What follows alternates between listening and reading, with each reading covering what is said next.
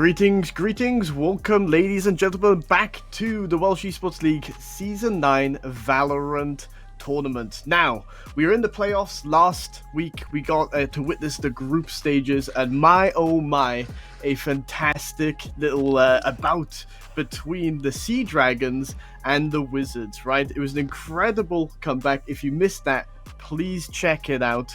But we're moving on to the playoffs from the group stages from last week, and Dante, how are we looking with regards to the group stages results? I mean, you can see it kind of there below. There doesn't need to be too much discussed.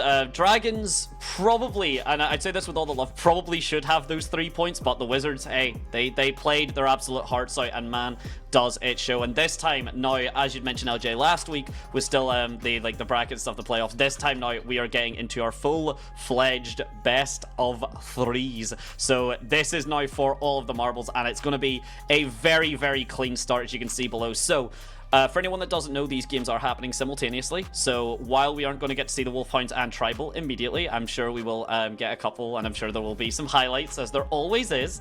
But we will be getting to see the Goats and the Red Kites doing a full-fledged, hopefully, best of three, as long as there isn't a quick 2-0. But from what we've seen historically of these teams, they are going to want, and have practiced, a full 2-0 with very little regard or room for that third map.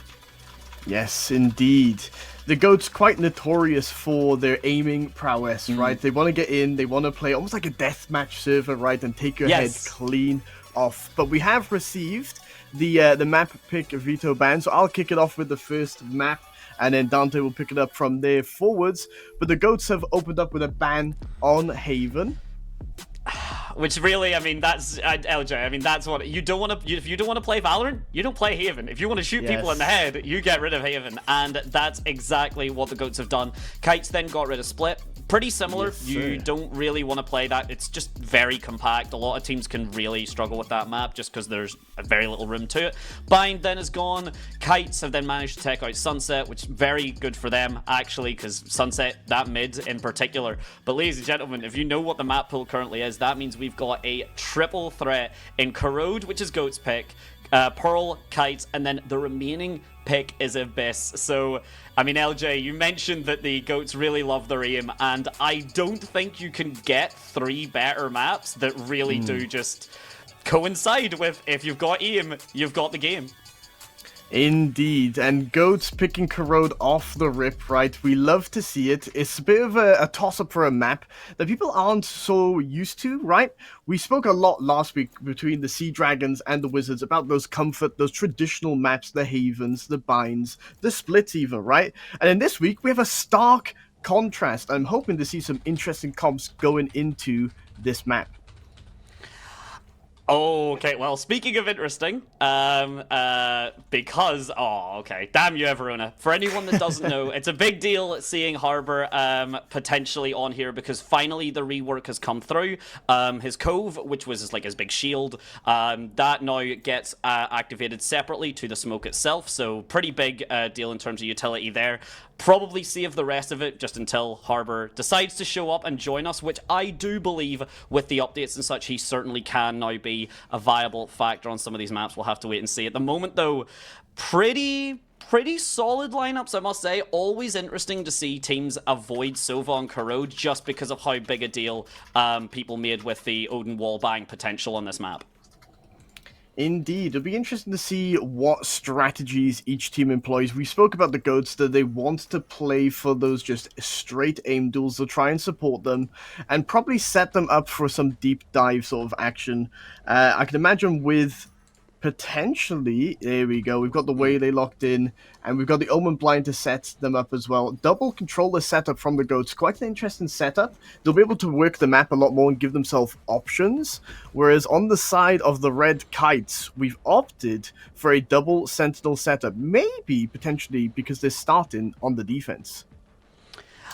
We did, obviously, Goats have always been kind of the attack in those kind of those aim brain teams, and Red Kite's going for more of that kind of, that double Sentinel setup, understanding that Corrode is a map of course, very important map control, mid especially, because actually, for anyone that doesn't know, Corrode is just straight up mathematically the longest rotate between an A and B site on any map in the game. Longer than Breeze, somehow, which is wild. Assuming, obviously, you're not going through mid and you're going that entire long way around. So Red Kite's almost going for this idea of, yes, we understand that the GOATs are comfortable taking gunfights, so we're going to try and stack our utility as much as possible and really prevent those fights ever happening, or if they are going to happen, we're going to have a hell of an advantage going into it. And speaking of, here we go, the Killjoy setup from KO already set up, and a pretty split attack when it comes through. It looked like a very fast setup from the GOATs, but actually now pivoting right back towards that mid. Yeah, the Footsteps trying to pull those rotations with an early smoke, leveraging that double controller comp to take that mid space away from the defenders, creating this contested zone. But now contacting back up mid, Livid trying to jump spot, maybe caught a glimpse of the scale of the 3 or 4 players from the GOATs. We can see that both Astra and the Vise started off playing in quite a sort of slow lurk sort of position. And we can see right now the GOATs are filling out the map, playing to the strength of the double controller comp. We see that the Footsteps initially has actually drawn one of the defenders over. Avriona is here ready for the hit from the GOATs. The smokes come through, the utility comes in, dash in, Eagle fighting, the Keo swings through, gets it past the Fade Dog, is stuck stranded though and gets picked off by username. Livid trades back immediately. And now we're moving towards a post-plant position, but Livid picks up another one through the smoke. Chazza drops. And here we go, exactly what I had expected, what I'd hoped to see from the Red Kites, and they have executed this absolutely flawlessly. Yeah, you can walk into site, you can, take a little bit of space and control, but you're going to sacrifice a lot of HP, you're not going to get as comfortably set up as you might like, and then we're going to just kind of regress back onto the site, which honestly could not have been done any more flawlessly there. We've seen the Chamber, obviously the setup more towards A, but Trademark really showing itself, or the Rendezvous, sorry, the Trademark is, of course, a Chamber's little drone, but or sentry, I should say. But the teleport really showing that, if you can cut that rotate in about half, it's not as good as what Yoru can do with Gate Crash, but it's certainly close enough. Indeed. I would like to highlight the fact that Red Kites had quite an informed rotation using the Fade utility and trying to spot into the A main sort of angles. Yes, the Footsteps were generated by the GOATs, but they didn't over-rotate after sort of assuming that 2-on-2 position. We have early information towards the A main again. Doesn't spot out the Vise, using it gets past. Eagle picked up Blade early in the round, an early skirmish in the favor of the GOATs. However, the last round it went in a similar fashion. We see Averona trying to pick up this A sort of space, that trademark that you just mentioned, Dante, anchoring the site. Username taking a cheeky little jiggle peek onto the angle, and we move towards a stalemate, a slow, intentful round.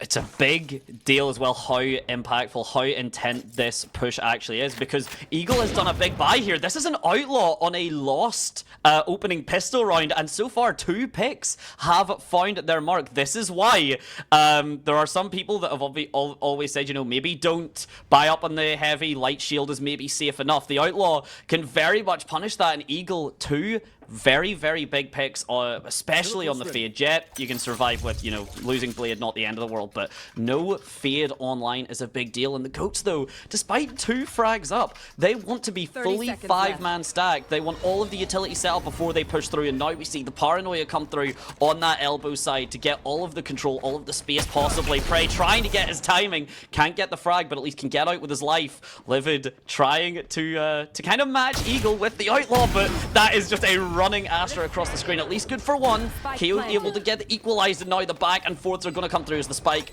ticks down.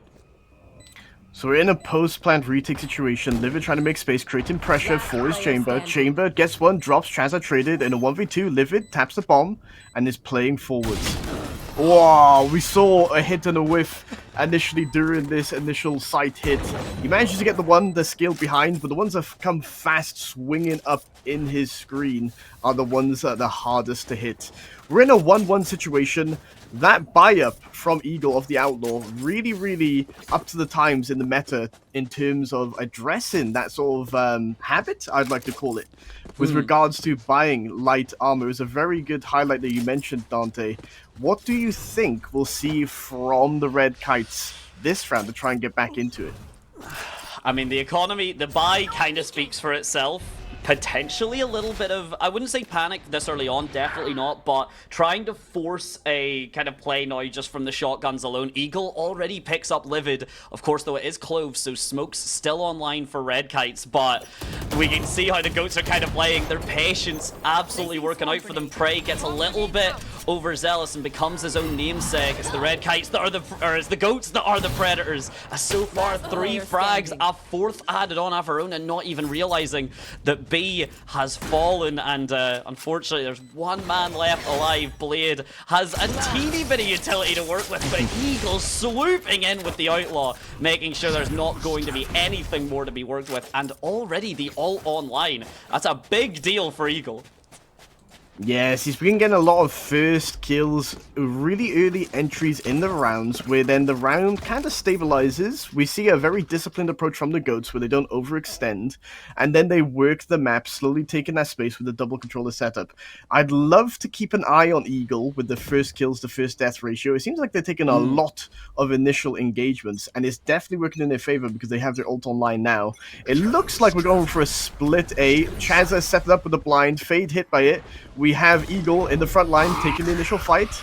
Gets hit by a Prowler and a Seize, but is still ready and raring to go. Gets the initial entry. Oh, whiffs slightly, but Prey trades for 2. Keo picks up another one. And we're in a 2v2 situation in the blink of an eye. Never mind. In the 1v2 scenario, Red Kites is on the back foot. Chazza rotating, username secured the mid. And again, look at this. Despite the numbers being a lot lower this time, they still take that slow approach where they stabilize the round after that initial aggression. It's very good seeing a team, and we obviously we highlighted the aim fights, which we're seeing goats really, kind of wanting to take, especially in that form of Eagle and the Outlaw. But it's also nice to see teams really understand that, okay, sometimes yeah, you don't get the most value out of however long you get in a round, but you get all that time for a reason. You get that close to kind of 100 seconds, minute and a half to decide to get a couple picks, disengage, re-entry on a different site, and look exactly what's happened here. Chazza and username have managed to just buy so much time alone for the spike to tick down that Blade now isn't going to have all the time in the world to check all these angles. We can see him kind of flicking, clearing those angles. You can watch the kind of that sight line going through, but he doesn't really have the time to do all this because the spike is basically already ticked down. He has 2 fights that he needs to win and then gets a defuse. He's not even going to get the opportunity. User name password denies entry for Blade, and a very solid 3rd round on the board for goats, and potentially the momentum really starting to go in their favor. Now, goats were your grand finalists last season, so it's really important to be aware on the side of the Red Kites about momentum, right? We saw a huge momentum shift last week, Dante. We were treated to a spectacular series between the Wizards and the Sea Dragons, where the momentum was carrying to one side and shifted to the other, and it looks like the goats are not letting off the pedal. We see some initial aggression from mid for the Red Kites, so I actually like this adaptation. They're seeing the importance of this mid space to contest, and it looks like we're slowly creeping up with a death ball strat. Prey falls to the bullets of Eagle. Eagle sharp.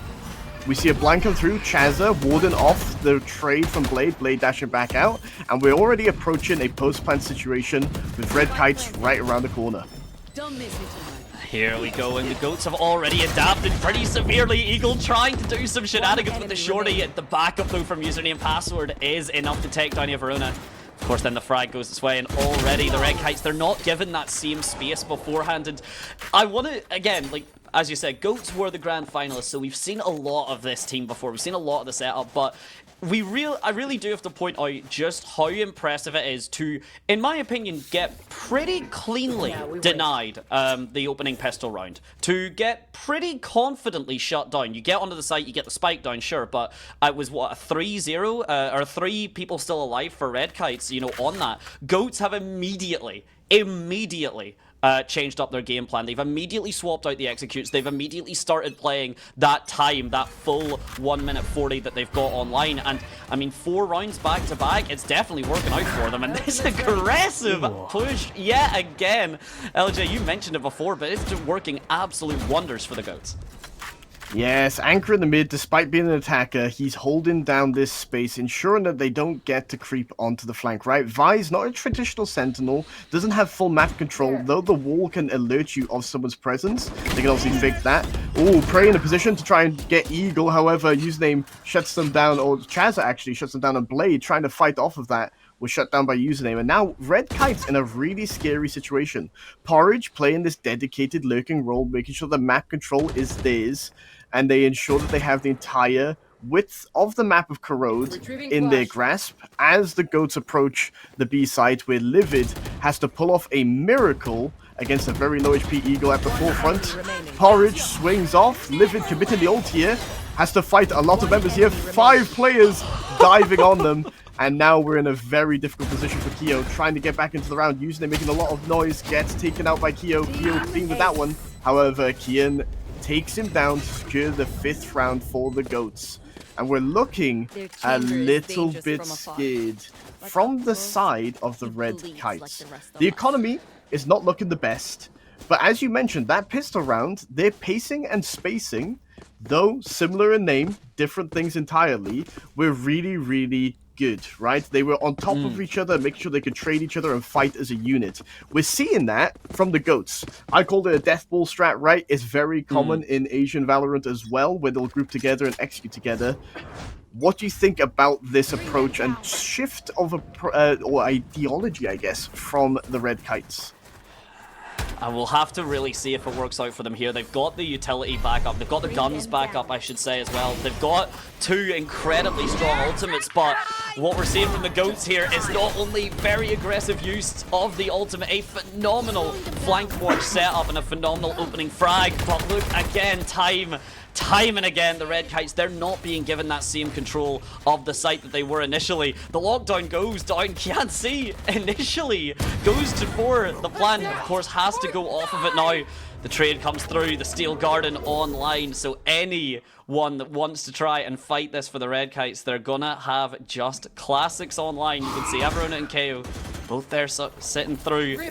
Guns are back online, the spike just keeps being tapped, the Razor Vine means there's no real hope for the Red Kites to even walk on here. And Chazza, I mean, we can see it through the smoke. If he just started firing, he'd get himself a frag, but there's just not enough space here for the Red Kites to get through, even with the utility, and they're just going to get cut down.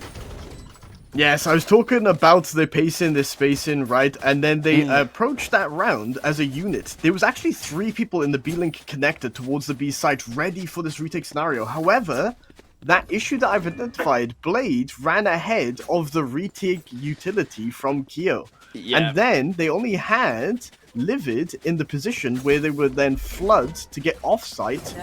The idea was perfect. The execution, not so much.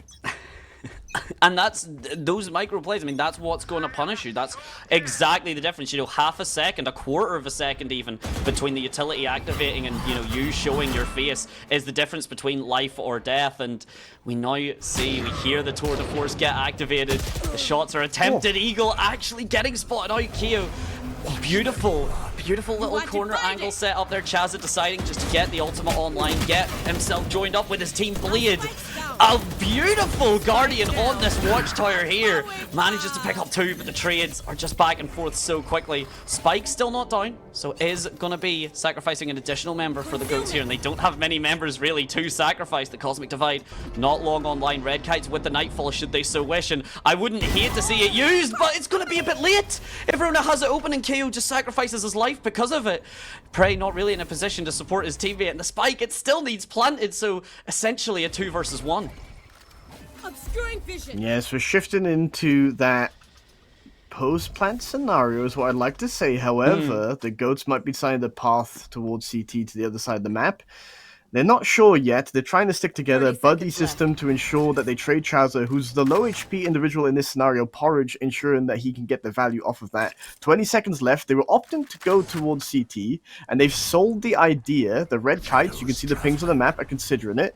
They're aware of a potential flank. Double smokes in post-plant. They know that there's an ult in hand for Red Kites to come flooding in. And we can see the retake comes in. Porridge swings from heaven and secures the 2 kills, shutting down the hopes and dreams of the Red Kites.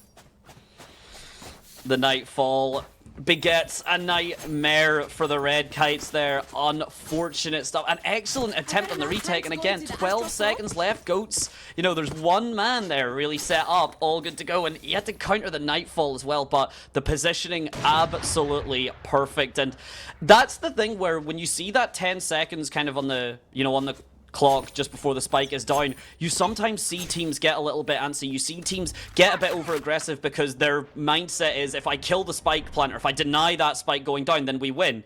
But if you over-aggress, if you kind of misposition yourself, both of you end up dying before that clock hits 0. I mean, yeah, the idea is there, but the execution certainly is going to backfire on you, though. Blade, an excellent push-up with the Storm in hand, manages to pick up a frag. Prey able to get himself out, and look at this aggression here from the Red Kites. This is what I like to see. Username on the other side of the map picking up Prey though, TPing from A-Link though is communicated by Porridge. They're lurking out in towards the Killjoy setup. They've identified the Molly, they don't know where he is just yet. Fighting forwards, Kian takes him down, Livid trying to trade, gets one, traded by Kian, and we're moving towards A site for the post plant for the Goats in a 3-2 player setup. However, things slowed down. The Red Kites grouping together. These two were the ones that took out that B player. They were initially looking for Porridge, who always anchors there and lurks. However, they ended up taking out Chazza. Their pace, they're trying to take that space well. Eagle gets rid of the info utility, TP's off, and creates the idea of a potential swing through to the smoke. Blade, trying to get his first entry, gets first one. Eagle traded immediately, and now Eagle and Porridge trying to secure this round for the Goats. Avriona trying to do something for the Red Kites, get a second round on the board. The Goats playing this very disciplined, ensuring that they don't give away an easy duel, make this as difficult as possible, and a fantastic, secure round for the Goats, and a concerning scoreline for the Red Kites. They, of course, could use a timeout to try and discuss things, but for those who've been looking at the minimap and the approach from the Red Kites, they've actually been swapping up quite a lot. They've been moving their Sentinel around last round A, they've been B sometimes, they actually doubled up and pushed out B last round. They're also playing Clove Fast Rotate last round, where sometimes they try to fight mid. So I like the attempt from the Red Kites. It's best to try everything to ensure that you didn't have anything left to go, and we're moving into the next round. Adapt or die. I mean, Vise does say it herself, and currently, unfortunately, the Red Kites, the adaptation is also following up on death, but Averona managing to win the duel through the smoke there. Excellent stuff. Ooh. Prey, a beautiful swing, yeah, with a bulldog and everything, completely shutting down username and password. And I mean, while this is obviously working out for the Kites this round, we've seen that the Goats can bring it back. We've seen that this aggressive push-up, I mean, yes, this mid-control from the Kites has been phenomenal, but Chazza has understood fully that he can take this site essentially for free. Eagle has now managed to just lurk a perfect amount to get himself a pickup, a frag on that flank, and we're seeing how much, you mentioned the adaptation from the Red Kites, LJ, but you've got to really say the Goats are, you know, going from duelist being the duelist to duelist being the entry to duelist being the flank watch and replacing it so, and like this, without even much ceremony, all of a sudden it's only Prey, the last man standing. With that smoke popped, it seems like Goats at least have an inkling of where he is. Again, Spike still ticking down, the pre-fire coming through, the shorty at that range is going to very fittingly give the Eagle his prey. That was beautifully said. I like that transition right there. We have to highlight, as you mentioned, this dynamic shift of roles, right? We know that the Goats are incredibly mechanically gifted. I've been on the receiving end. Chazza on the ISO, for example, is incredibly scary. Not impossible to address, but you need to be disciplined and use your teamwork and leverage to deal with it. They've done it before, the Red Kites, but they haven't found the answer there. His awareness to make the TPs in the space last round comes from experience, knowing what players will be where and when. We see a tempo shift though. The Goats running towards the A side, double smoke setup. They also have a stun, anticipating the swing from Blade. Blade gets tagged and plays off. And Molly comes through. Blade dashes through, the tempo ahead of his team. Avrona trades it. Chazza gets the site entry against Kyo. A similar approach to the last round. Prey taking down Eagle. A little contradiction to the last round. Kian, though, takes down Livid anticipated a side push, and the last player for the Red Kites has been spotted and is known towards the Goats. The Goats looking to secure this round. Arona, fantastic shot onto username. Can their bullets land some more? No, Chazza shutting down the Dreams and setting up the Goats for an incredible potential next half. I mean, 4 ultimates left, and as the announcer says, last round in the half. You don't get to bring these to the next half. You don't get to bring these any further rounds. So essentially now the Red Kites, yeah, they've got the op, they've got Blade online, so they don't have... It's not as if they're not working with anything, and they've got quite a lot of ultimates that are soon to be online. I mean, Livid is going to be able to pop his ult regardless, so that is at least the not dead yet online. Averona gonna have to try and, you know, land that shot with the Sheriff to get the Nightfall online, but you are looking at everything online for the Goats, bar one ultimate, the Divergent Path. But Porridge, hey, if you're not going to be alive to use that Cosmic Divide, then that's certainly going to be a big deal. Goats losing their big controller, it has to be said. Blade trying to hold it down with the op, but does get an effectively shut down. Livid trying to dance around the smoke. Pops out the classic to try and counter the Steel Garden, but just barely gets spotted out. Username on an absolute tear. There's still 3 ultimates online, and the Red Kites already look like they don't have much to work with here. Eagle hunting those frags, pops the ult, is aware of Kyo's position, gets shut down by Kyo though. And now Kyo and Prey trying to get back in this round. Dian falls, Chazza gets Prey, thinked out. Oh, what a pre-fire to secure the round. 11-1 for the Goats on the half. It is an attacker-sided map, right? They can move around the map and take more space, especially when your comp enables such a playstyle with double controller. However, despite having double Sentinel on the side of the defense for the Red Kites, they do have to deal with double smokes trying to shut down the entries towards any of the sites, right? If you show presence, you're going to be met with a smoke in your face. How will Red Kites manage to get past these blockades that the Goats are going to throw their way? We are going to have to wait and see. I mean, in theory, the Red Kites, they got their first pistol round pretty convincingly. It would be nice to see if they could do a second one. They'd have to do a lot more than that based on the way the scoreline currently works, or currently looks, I should say. But at the very least, you know, that's how you make a snowball, is you start rolling that up in your hands. And what I would really want to see for the Red Kites, and what we are actually starting to see now, and a highlight between compositional choices here, is when you have a Jet that, you know, absolutely, we haven't seen Blade on the attack just yet. Could be absolutely phenomenal, but Jet doesn't have anyone to really back her up once she dashes in or once she updrafts anymore. Waylay has actually now found that comfort pick to be the one that, yes, they can dash in, but if you don't have backup or if you're getting cut off, just run away, just leave. You don't have to commit anything. Jet does kind of have to tank things with her face, and that's why we're starting to see a lot more teams actually pivot towards the Waylay, despite the fact Jet's still incredibly strong.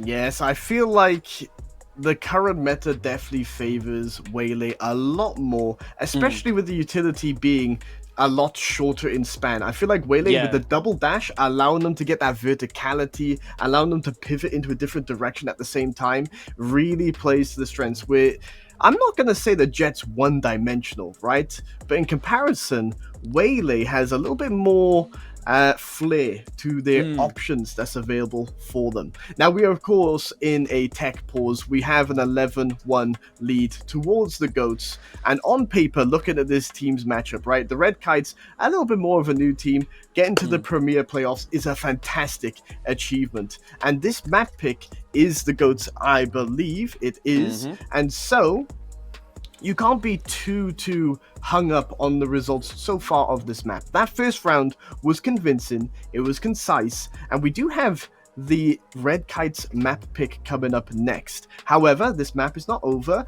I'd love to see a good attempt from the Red Kites to get back into the round, but Dante, what do you think is going to take for them to get there? Well, the thing is, I don't use the word miracle very often, but also, to be honest, the Welsh Esports League has had and seen its fair share of them, so maybe just a little bit of wind under the kite, a little bit, fittingly, could be Blade is the difference maker here as the attack finally starts off. But Goats, I mean, looking like they missed the attack just forgetting that they are the defensive side at the moment, and they are being punished accordingly for it. Livid gets the second kill onto Porridge, so a big deal that you lose the Astra so early on. Keo set up perfectly, swings out of the smoke. Eagle not quite there in the position for the refragger for that backup, and spikes down. Keo using the killjoy did like a fake flash almost there. Absolutely clean play off of it. And very quickly want to highlight what Goats were doing so well with Waylay was Chaza and Username were playing off of Eagle's distraction perfectly. Like, we were seeing like 3-man setups for crossfires and such. Red Kites, I mean, that was clean. Again, as clean and decisive a pistol round as the first one was. But again, are Goats going to adapt the way we've seen, or will this be the change of pace that the Kites need? Well, the Goats in a fantastic position to take this gamble towards them. A fight they want, a scrap in the A main. 4 players run towards Red Kites with the classics, and they fall to Livid and Averona. Chaza still here on the angle. Porridge gets one off onto Averona, gets tagged off. Chaza giving it up, and they're trying to pivot, position themselves into a new location. The Red Kites taking a note out of the Goats' pamphlet or book. They've slowed down and they're exploring options on the other side. They had their chamber anchoring the B-side scale, and Username in a position, oh my, to do something incredible. Goes for the jumping bucky play. This wall is actually spammable. However, it's being respected. Blade, the one to shut down the potential upset. Keo, another kill for the round for them. Chaza, however, in a 1v2, gets one headshot, followed up by a second in a 1v1 situation on 1 HP. Keo has been an incredibly stellar player for the Red Kites, get them back into these rounds. It's a 1v1 situation, and Keo makes sure that the Red Kites don't go down without a fight. That's the way you want to see it. The Goats, though, I mean, you want to say they're pretty happy with how that worked out. You managed to take down 4 players of the Red Kites. The spike, of course, it does go down for the Red Kites as well, but that's a lot of damage done, and you can see the economy here now. The buy-up pretty comfortable for both sides. I'm interested here because that's Goats doing 2 pretty openly aggressive starts. Again, you know, for the defensive half, especially, that the Kites have very much held their ground about, very much dug their heels in, and managed to take those fights. I would like to see a bit more of decisiveness from the Kites. LJ, very quickly, you had mentioned that we'd seen them kind of take that page out of the Goats playbook of, you know, use as much time as you have, but sometimes if you've got that decisive understanding, you know where your opponents are, a fast rotate can make the difference, and the difference maker right now is the timing on this mid push. Meanwhile, though, I mean, actually, I say that, the difference has already been made on this A site.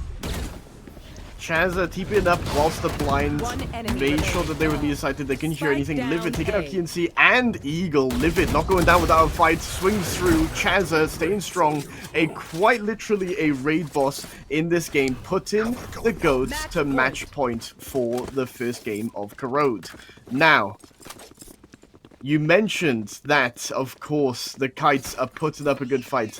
And, of course, they're trying to capitalize on top of that aggression and the pivots as well. It feels like the Goats are not respecting them at all, and they're trying to get up in their face. Porridge getting a fantastic angle against Keo, which Keo literally got against them the round before.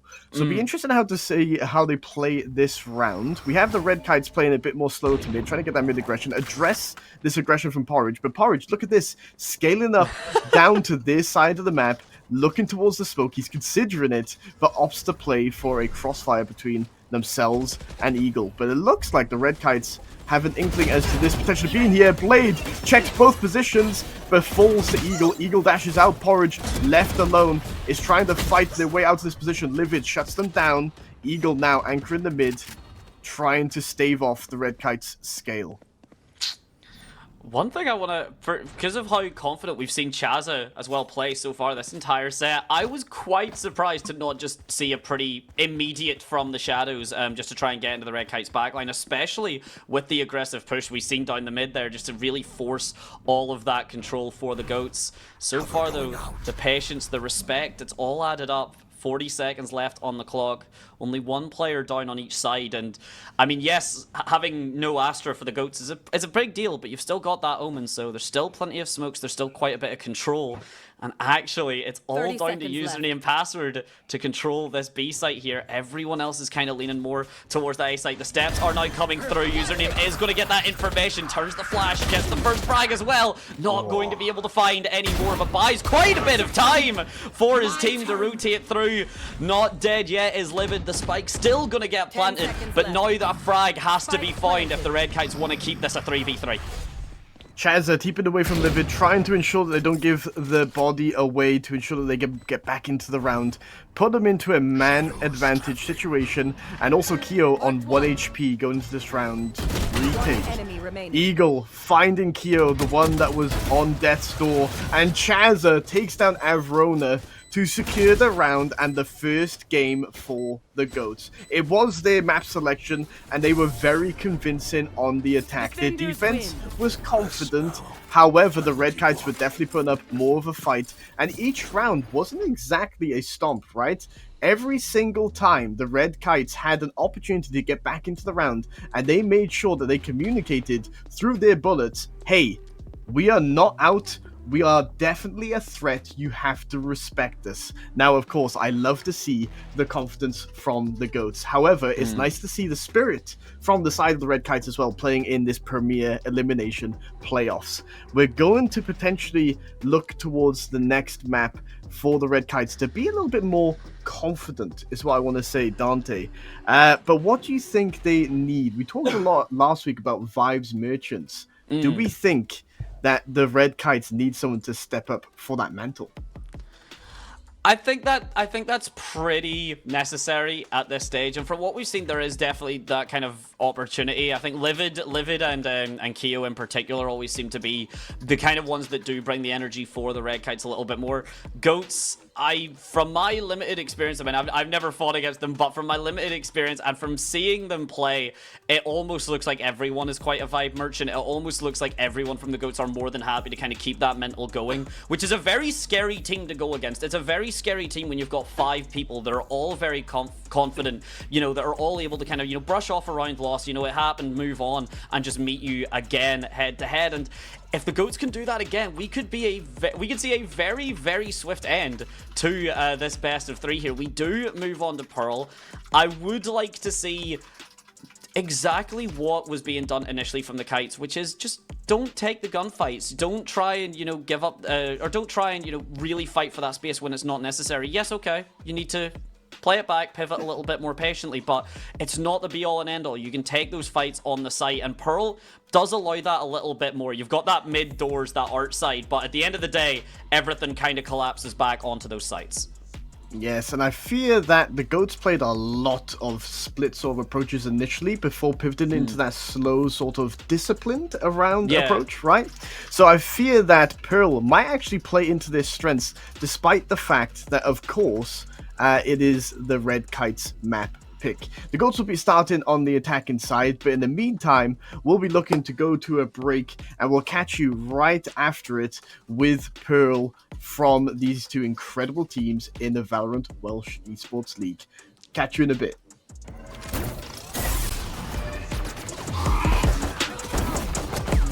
Spike planted. 1 enemy remaining.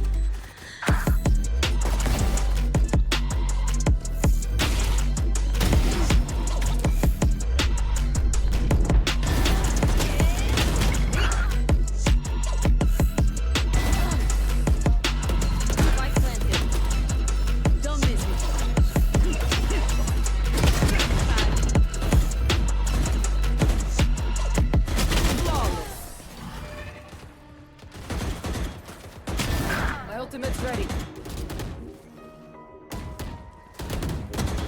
1 enemy remaining. Never land. 1 enemy remaining.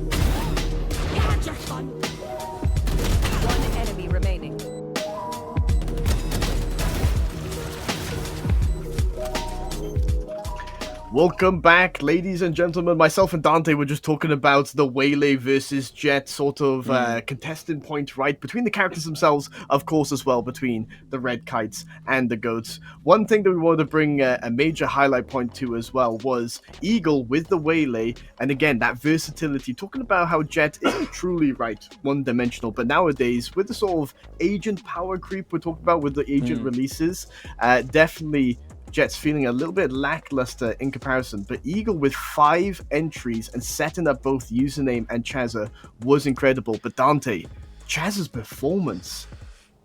Yeah, I mean, speaking of Chazza, for anyone that maybe wasn't looking or anyone that wasn't keeping an eye, Chazza was basically always on that kill feed, but for anyone that doesn't know how much he was on that kill feed, he has a 6 kill death spread on Omen, a 24-to-6 ratio. Every time that he died, he was taking the entire roster of the Red Kites with him. That's how difficult it was to kill Chazza, and that is in no way, you know, just down to Chazza. That is down to, as you mentioned, you know, we've seen the Waylay setup, we've seen how good Eagle was, even username password was very much there. That's not to take away from like Porridge and everyone, they were very much kind of doing their roles, but it always seemed to be that 3. And now we move on to Pearl, where again we were kind of mentioning what we'd like to see. I think I'd like to see maybe Waylay just get picked up by the Kites just for that versatility. LJ, you pointed that out. But if there's a map that is very comfortable on, and for anyone that can remember who got released alongside Pearl as the agent, we might see a Far Harbor. You would hope, right? He plays a little bit more traditional nowadays. I was a real big Harbor enjoyer, and I feel like I maximized the previous sort of kit he had. I feel like the skill floor was pretty high, but the skill ceiling was incredibly high, and there was a lot of opportunity for people to grow. And kind of like Viper got explored a lot, one of the first characters in the game, and because she was so utilized by a lot of teams in pro play, especially in sort of different roles, almost like a site anchor sentinel, almost, despite being a controller, she got nerfed to the ground, respectfully. She can't move her controller abilities, which doesn't make sense. That doesn't fit the definition of what a controller is. But that's my my sort of little side tangent. Harbor, however, for those who do not know, his Cove now is his signature ability. So on a 40-second cooldown, so it's one of the little bit of slower ones since the most recent update. Clove being a little bit faster. However, the versatility that you can do with this character is incredible, and hoping we'll see them on Pearl in a bit. We're just about to see it. I would love to hear it, ladies and gentlemen. Here we are, yes, indeed. And, okay, so not the Waylay this time from Eagle, but, I mean, we've talked about, you know, that rotate potential, the size of these maps. Yoru has been nerfed pretty extensively. For anyone that he can no longer use his flash in his ult, he can no longer kind of get anything set up really with it. So he has been pretty kind of, you know, taken away, but we've seen the dimensional drift, even just for body blocking, still an incredible piece of utility.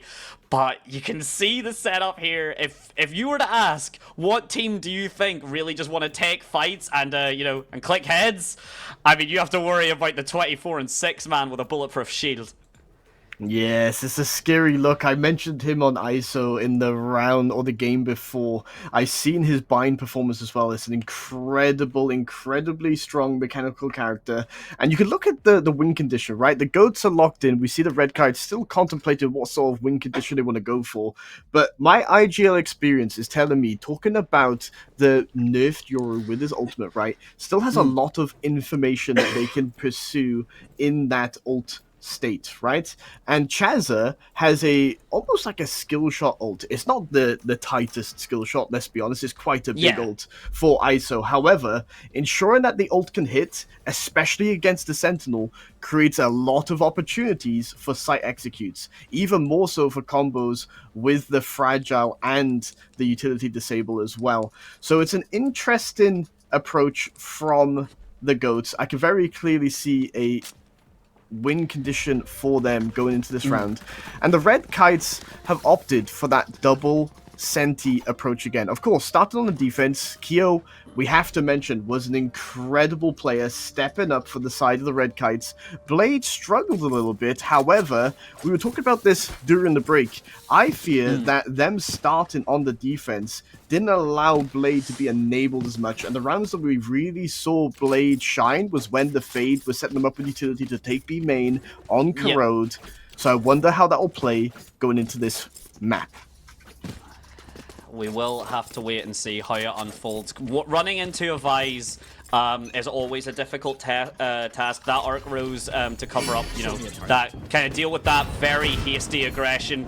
The shear to kind of cut off any sort of angles, which we're already seeing. But speaking of cutting off angles, it's Eagle and it's Chazza just running through. Prey finds himself his first one. The refrag's actually very much going the way of the Red Kites right now.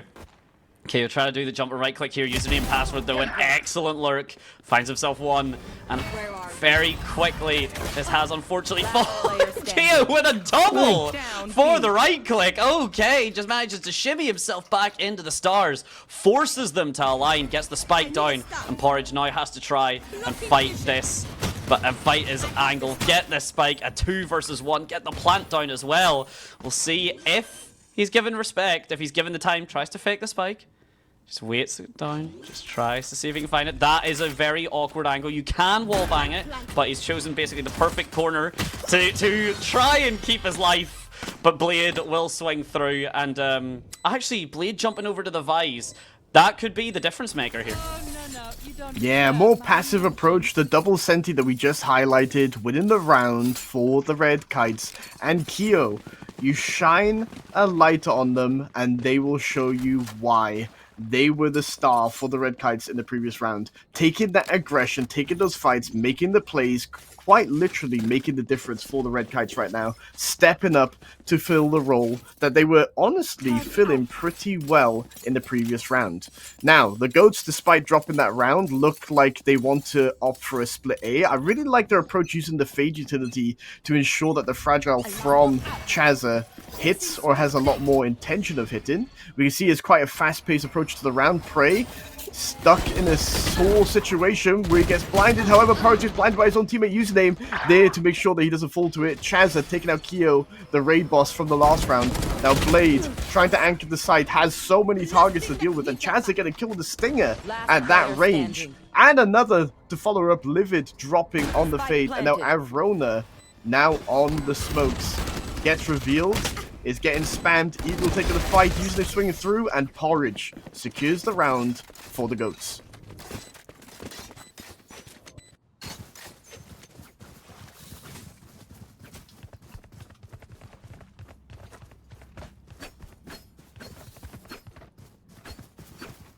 And then the complete change has been coming through. Sorry, I think I had a little bit of a disconnect there. Apologies, but I am back.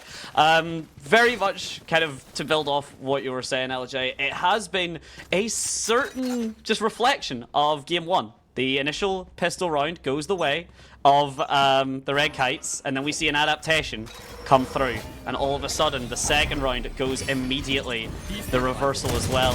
And we'll see now with this aggressive push come through the mid fight. Chazza flicks to it, gets the double tap online. Meanwhile, Eagle able to just patiently play that double door setup.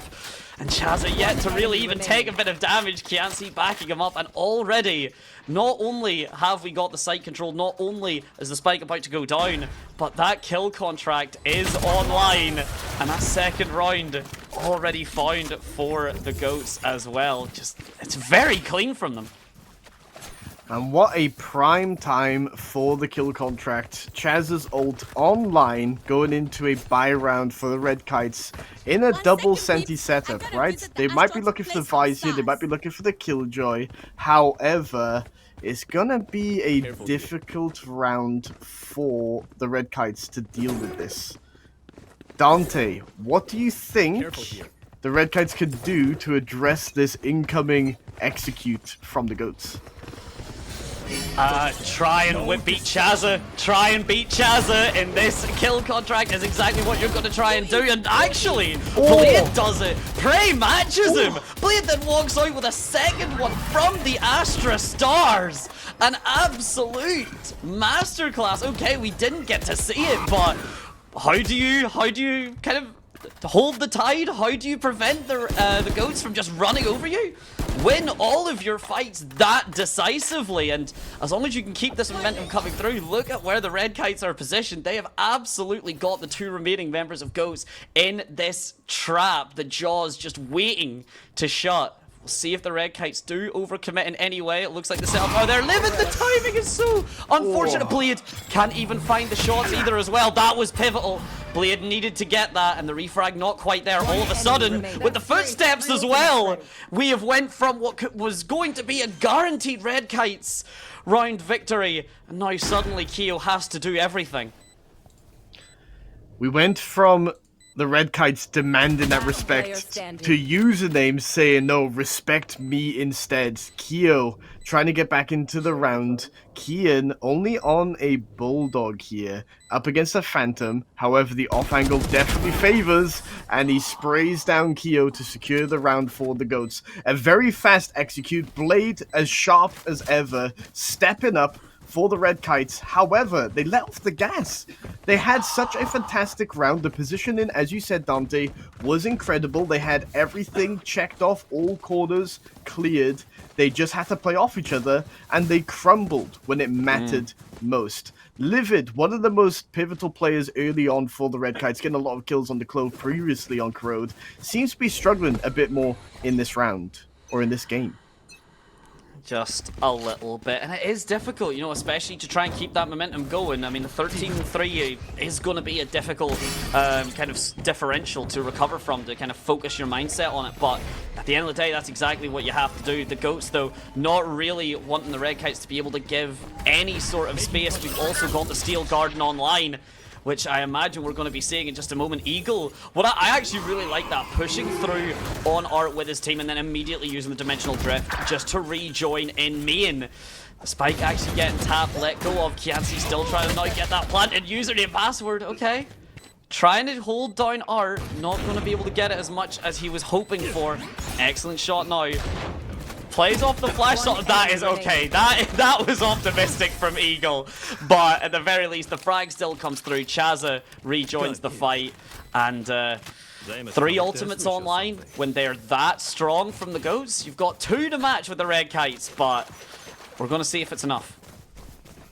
Now, momentum was the big factor last week for the Sea Dragons and the Wizards. An incredible game that we managed to watch in that best-of-1 matchup. However, it is quite interesting to see that the momentum is definitely favoring the side of the Goats, right? Their confidence swinging into these rounds is very fast, the tempo is swift, their spacing is close, and Eagle gave us a great insight with a little jump and play last round. Eagle tagged up very early, Chazza puts the shield online, and you know that he's coming to take these fights. Eagle getting the frag, but the shield maintains. Porridge managed to catch off Arona. Chazza ensuring that the shield maintains again with Prey falling to the bullets. And he runs straight through, giving a little peek, looking for Blade. Blade shuts him down. Keo takes down Kian. And oh my, it looked a little bit scary for the second, but the Red Kites fall again to the Goats. 5-1 on the scoreboard, and plenty of ults to be used for the Red Kites. And they need to get them used, use them, lose them, or potentially never get to choose them. 4 ultimates, a lot of good ones as well. You've got that Steel Garden, you've got the Blade Storm, you've got all of this that can work together. Cosmic Divide, in my opinion, actually should just get a little bit, it should be used a little bit more to be like a bulletproof shield for a lockdown. I haven't seen a lot of teams use it. For anyone that doesn't know, I mean, it blocks a decent bit of utility and it blocks a lot of gunfire, so it can be an interesting little setup here, which we've actually seen now work through there. The setups armed towards that double doors, the double tap now already gotten rid of, which is a big piece of utility for Chazza no longer to have. But Prey unfortunately loses his life on that B long. Porridge not been very much a showstopper, not been like a name that's been, you know, popping up with all these incredible plays, but just very consistent, very methodical, very clean Valorant here. And now Eagle getting the flash set up, getting the teleport through, manages to dodge all the Astra stuns, all the utility here. Keo doesn't find any luck with the Bucky. As the commit towards the site. Yes, okay, the Astra is going to get found. Averona manages to dance around a lot more bullets than initially maybe should have, but with the spike still going down, Livid at that range. Unfortunately not going to be able to get himself much, and one man and an entire dream to try and make. Oh, it starts off with a frag on Porridge. Porridge the Lurker taking them down. Eagle coming up behind and securing the round. 6-1 for the Goats. The momentum very much so on their side. And that round was probably pretty frustrating for the Red Kites, right? Yeah. Every single time they tried to play an off angle, they tried to tuck, they tried to get set up around the smoke. That discipline that we saw from the Goats is back. They use the utility to clear the corners. They're double swinging the backside guy. They're waiting for the smoke to drop to ensure that Keo can't find the timing with the smoke. And it must be incredibly frustrating, as I mentioned. But we're heading into the next round now with a lot of ults online, and it looks like we're going for a similar approach for the Goats heading towards mid.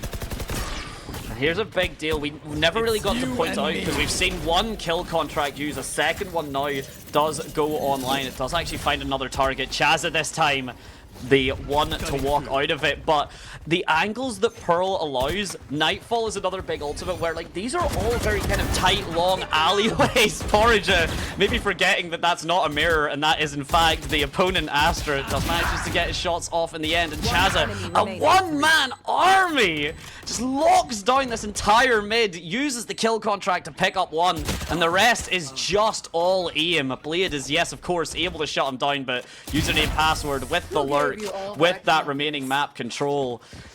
It's a good kill, but it's nowhere even close to enough. And a lot of ultimates still online for the Red Kites. I get that you want to, you know, get the most value you can, but there's a surefire way to get no value out of them, and it's to do this. Yes, the dagger in the back to secure the round and potentially the mental against the Red Kites. We can see that the momentum and the pacing from the Goats hasn't slowed down, and I'm hoping to see a little bit more of adaptations from the Red Kites. We definitely see that this round with more of a B pivot.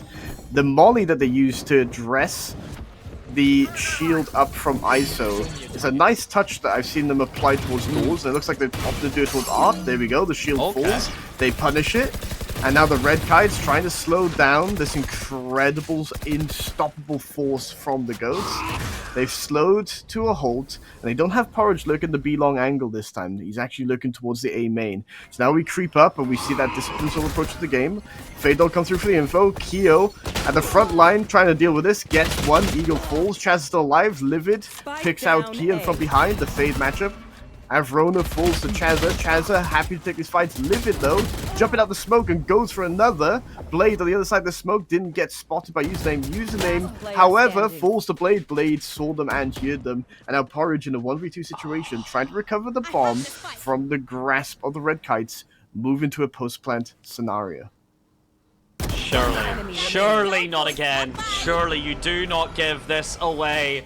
There was another round, I think 2, maybe 3 rounds ago, I think it was that 5th round, that looked so confident for the Red Kites, and then unfortunately for them, they just gave it away. The Cosmic Divide, such an awkward angle as well. This is very cheeky from Porridge. It is kind of just down to timing. Maybe a bit of fortune, and fortune favors the Astra there. An excellent clutch, and this is 3 rounds the Red Kites have had 4 ultimates. Please, guys, it's difficult, I know, but use them. Even just to completely bully one player. A lot of people have always kind of said solo ulting. Oh, you know, you use like a very strong, you know, piece of utility to kill someone. But if you get that frag, that is infinitely more valuable than basically anything else you can do in a game like Valorant. I'm in complete agreement. I would love to see them play a little bit more unorthodox. They're playing a very traditionally sound Valorant, right? Using utility to counter utility. We saw with the Molly, and now we see Eagle using his utility to execute the site. We can see that Chazza has the kill contract online. He's being pinged out towards the CT. It comes through. Chazza against Livid in a 1v1 within the chambers. And the fight goes Chazza's way. Username picked up another one, and Eagle picked up the Blade in the CT position. Username now trying to fight up to take this from the grasps of the Red Kites and disrespects the fact that it was defended by a judge. I mean, a judge is good, but we're seeing that the GOATs are playing.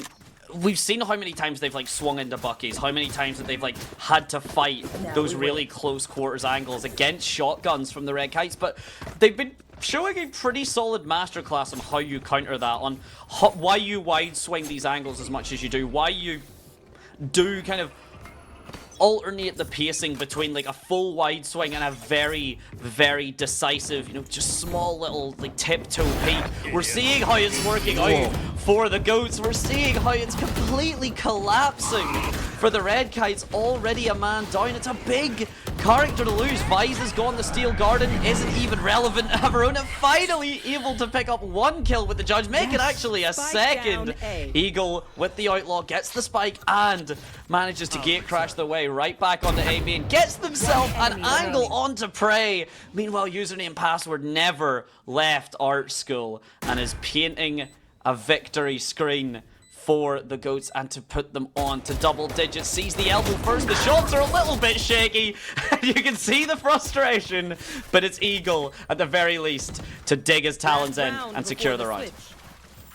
The eye of a sharpshooter coming to assist when username needed it. Maybe not most, but definitely appreciated. Now, I would love to highlight the fact that Livid whipped out the ult when they heard the noise. They heard 3 sets of footsteps, and it allowed Avrona to play out the smoke and get that long-range judge because they're fragile, right? They're decayed from the ult from Fade. And we love to see that aggression, utilizing what they have for once.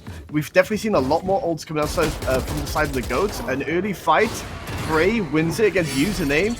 Eagle, Chazza, walking towards that arch position. A lot of utility here to stall it. Doesn't catch out the shield this time. They're conscious of it. Porridge already out on A side, lurking towards the CT.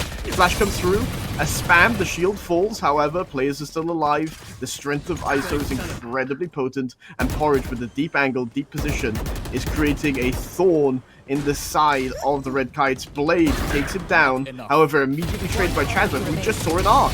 And a fantastic spray transfer from Eagle to secure the round and put them on 11 rounds to 1, getting close to that match point. I don't care if there are 5 of them or 2 50 ultimates of them. the Red Kite still die with. This is the issue. This is what happens when you do start to kind of get in your own head, get a bit concerned. We were hoping that, you know, Pearl was the Red Kite's map pick. We were hoping a little bit of a change from Corrode. Corrode, it's not new anymore, but there are still some teams that are maybe needing a bit more time on it, you know, to kind of get themselves adjusted. You can say that, you know, for the Red Kites, but when this is your map pick, when this is kind of, you went in really, you know, expecting this to go your way. And again, Chazza, it's not quite a 6 KD, but 1 kill off a 3 KD is still an incredible, incredible performance from himself. And again, only with the backup of his team has he been able to put on such a dominant show. The Red Kites pivoting now towards this B site. We've rarely seen it from the GOATs. GOATs really weren't interested in this B long angle other than, I believe, the pistol round. We'll see if, yet again, history will repeat itself. Can the Red Kites get a very decisive pistol round, only for the GOATs to then just walk away with the remainder?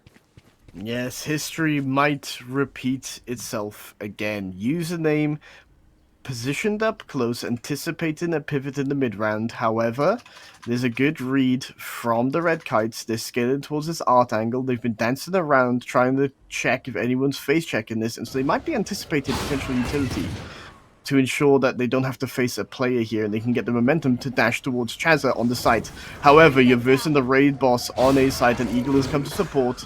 Kian here, getting the info. They're trying to bait out that wall. They get the tag. Kian, low, falls back, and Eagle is here, creating that pressure.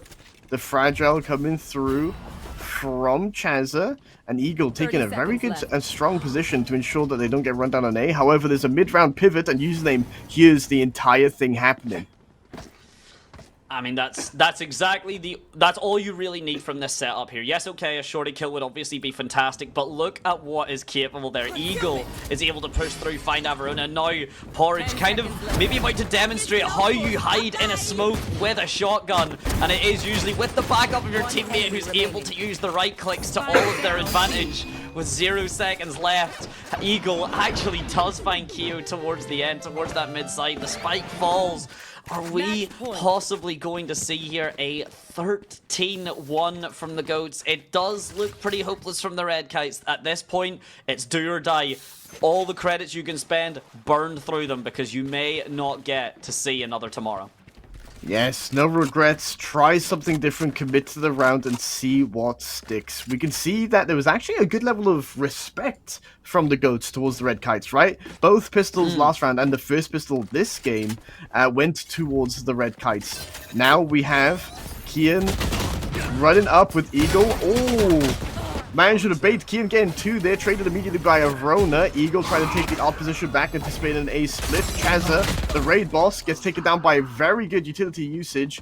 And Arona getting another frag into the round, running towards the A main. Username, however, disrespecting this player enough, and it's a one-player position for the side of the Red Kites, but they fall to the Goats, and the Goats take the win in this first round of the playoffs. I don't think you can say, I don't think decisive has much more of a clear definition than what we have just witnessed there. Unfortunate for the Kites, and again, if there's anything, would you say it's in any way arguable why the Goats have been the winners of so many WELs, why they have been the top contenders, why they have always been one of, if not the favorites? Absolute masterclass from everyone involved in that team. I want to actually highlight as well the aiming and push that resulted in the flash and everything. I do like that we still seen just the holding the W key or the holding the A key. Keep strafing even when you can't see. You're always meant to die in that scenario. You're always just meant to be a distraction, but sometimes teams, sometimes players, they do fall in kind of small things like that. You know, even just because you're flashbanged, all of a sudden you panic. Maybe you try and do something different. It's those very clear decisions that you stick with. Those are the difference makers. Yes, and we can see that those micro decisions, as you just highlighted, has been a present thing throughout, and maybe the difference maker, one of the main ones at the very least, right? We saw a very strong and exciting start from the Red Kites. They came out with incredible pacing, incredible pathing. They were playing together as a unit, taking the fights, and they played an incredibly clean retake scenario on the Corrode, even on this game as well for the pistol round. It was very, very clean.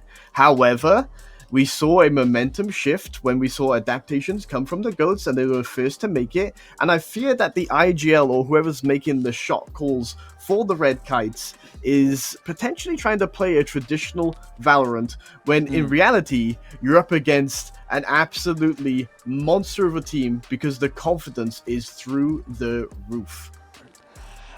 I mean, that's the thing. I want to see I want to see how embedded those W keys are in the Goats keyboards, because you do see that level of confidence. Now, yes, we are talking about, you know, that aggressive playstyle, but we did see the Goats, particularly on Corrode, is a big deal. That timer meant everything to them. That patience meant everything to them. They wanted to absolutely be sure that where they were pushing, how they were aggressing, was done to the best of the ability. Now, what I always will say for sets that kind of go like this, so of course, you know, we're going to be seeing the grand finals, of course, kind of, you know, next week, and it's, you know, pretty clear who's going to be joining, at least from this side. But the Goats do not learn much from this. The Kites do. LJ, you've played enough yourself. You know, I'm sure you can attest that if you do get kind of confident wins to that degree, when you're looking at the VOD, you kind of just nod. Yeah. Yes. You kind of look at it and you're like, we played our game. We played fantastic. We didn't really have any learning experience. But, you know, we'll move on, and hopefully there's a challenge we'll get in scrims, perhaps, to really sort of make sure that we're in our A game for the grand finals next week for the premier elimination. But I would like to note that there was a good level of respect demanded from the Red Kites. Some rounds that had a lot of momentum and was set up incredibly well for the Goats didn't go all that clean as you would anticipate, right? They would maybe get a little bit overzealous at times. I mean, as you should when you have Chazza dropping an incredible KD ratio, as he has been, right? With his peers doing very similar things as well. But then you can see that there's rounds where, though, sometimes, and based off of the scoreline, oftentimes does go the side of the GOATs for the round overall, you definitely saw players step up and demand that attention from the GOATs, right? I would love to highlight Keo. We mentioned about him in the first game and the second game. He stepped up to ensure that, hey, you can't just run us down.